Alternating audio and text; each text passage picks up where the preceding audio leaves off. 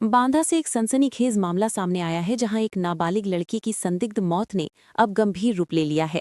मां की शिकायत पर प्रशासन हरकत में आया और दफनाए गए शव को एक हफ्ते बाद कब्र से निकलवाकर पोस्टमार्टम के आदेश दिए गए हैं। जानकारी के मुताबिक 2 और 3 अप्रैल की रात नाबालिग लड़की का शव उसके घर में संदिग्ध परिस्थितियों में मिला था। हैरानी की बात ये रही कि घटना के समय परिजनों ने पुलिस को सूचना नहीं दी और ग्रामीणों की मौजूदगी में ही शव का अंतिम संस्कार कर दिया गया। घटना के करीब एक हफ्ते बाद मृतिका की मां ने जिलाधिकारी को प्रार्थना पत्र देकर बेटी की मौत पर संदेह जताया और हत्या का आरोप लगाते हुए पोस्टमार्टम की मांग की। मामले की गंभीरता को देखते हुए जिलाधिकारी ने तत्काल कार्रवाई के निर्देश दिए। प्रशासन और पुलिस की टीम की मौजूदगी में शव को कब्र से बाहर निकाला गया। प्रशासन के अनुसार पोस्टमार्टम डॉक्टरों के पैनल द्वारा किया जाएगा और पूरी प्रक्रिया की वीडियोग्राफी कराई जाएगी ताकि सभी साक्ष्य सुरक्षित रखे जा सकें। फिलहाल पुलिस पूरे मामले की जांच में जुटी है और पोस्टमार्टम रिपोर्ट आने के बाद ही आगे की कार्रवाई तय की जाएगी। बांदा से अखिलेश पासवान की रिपोर्ट। निकलाया गया है उसमें पैनल की टीम क्या थी और साथ में निकलाया गया तो क्या पोस्टमार्टम होगा और इसको लेकर अन्य लोगों पर विधिक कार्रवाई की क्या कैसे नियम बनाएगा? विधिक कार्रवाई पोस्टमार्टम के बाद ही बताई जा सकती है। जो पोस्टमार्टम में तथ्य आएंगे उसके आधार पर होगा। और ये आवेदिका है ग्राम मसूरी की। इन्होंने बताया था कि इनकी बेटी का शव घर से बरामद हुआ था 2-3 की रात्रि मार्च में, संभवतः फांसी के कारण। उस समय इनके कोई शक और किसी के ऊपर कुछ आरोप का वजह नहीं था, तो उस समय उन्होंने इसका तत्समय बॉडी को यहाँ पे गांव में ही इन्होंने दफना दिया था। अब उनके द्वारा आवेदन किया गया है कि वो अपनी बेटी का शव का पोस्टमार्टम कराना चाहते हैं।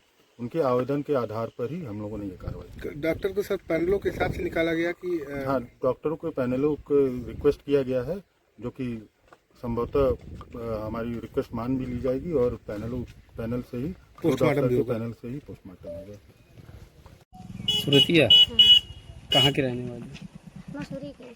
मसूरी की रहने वाली है। क्या घटना हुई थी? पहले दिन की बात बताऊं मैं। पहले दिन एक लड़का हमारे पे यहाँ घुसा था।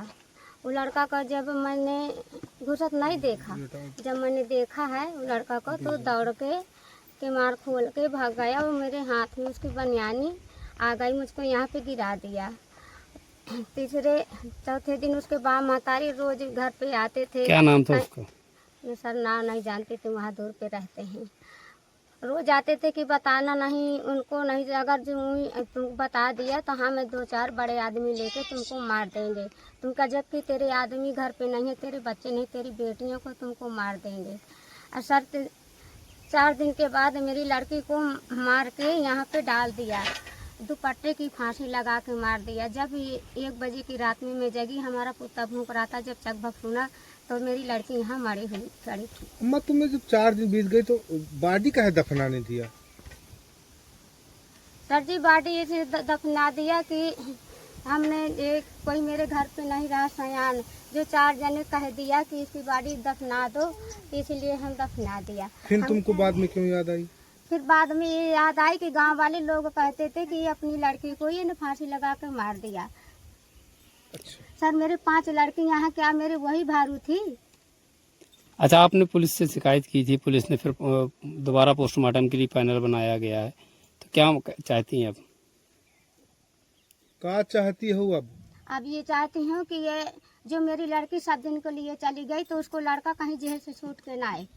कौन लड़का है जो परेशान? वो अनुज कुमार का अहरवार का लड़का है। जातियाँ मेरी अपनी ही पे लगता है, लेकिन वो जात दूसरी है। अच्छा, तो तुमको ऐसा कह लगता है कि वही सर वही वो मारा एक है? को मैं पहचानती हूँ, एक को पहचानती नहीं हूँ। अच्छा, ये कौन सा गांव है? कौन? ये गांव कौन सा है? ये मसूरी थाना कौन सा लगता है? गैरवा।